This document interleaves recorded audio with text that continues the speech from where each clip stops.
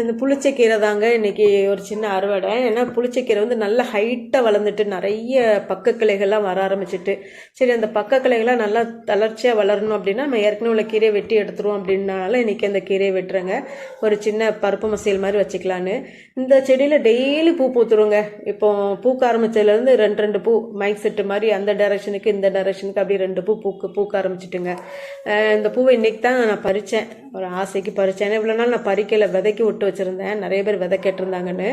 இந்த கீரையை வந்து பெரியவங்க சொன்னாங்க, இந்த கீரையை ரொம்ப அடிக்கடி நம்ம சாப்பாட்டில் சேர்த்துக்கக்கூடாது, சேர்த்துக்கிட்டோம்னா அது வந்து பித்தத்தை, நம்ம உடம்புல உள்ள பித்தத்தை அதிகரிச்சிரும், உடம்பு சூட்டை அதிகரிக்கும், அதனால் கம்மியாக சாப்பிடுங்க அப்படின்னு சொல்லி சொன்னாங்க. நம்ம வாரத்துக்கு ஒரு நாள் சாப்பிட்டுக்கலாம், நம்ம ஒவ்வொரு நாளும் ஒவ்வொரு கீரை சாப்பிடும்போது ஒரு நாள் இந்த கீரையை சாப்பிட்டுக்கலாம். இந்த கீரையில் வந்து நிறைய calcium, iron, vitamin A, B, C, E, அப்புறம் ஃபோலிக் ஆசிடு, அப்புறம் இதில் வந்து பொட்டாசியம் நிறையா இருக்குங்க இந்த கீரையில். மேலும் இந்த கீரை வந்து ஆன்டி ஆக்சிடெண்ட்டாகவும் யூஸ் ஆகுதுங்க.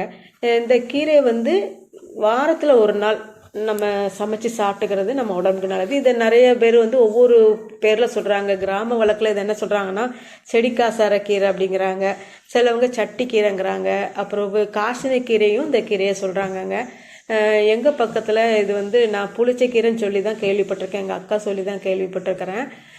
வீடியோ பிடிச்சிருந்துச்சுன்னா லைக் பண்ணி ஷேர் பண்ணி சப்ஸ்கிரைப் பண்ணுங்கள். நீங்களும் வாரத்தில் ஒரு நாள் கீரையை சமைச்சு சாப்பிட்ட பழக்கங்க.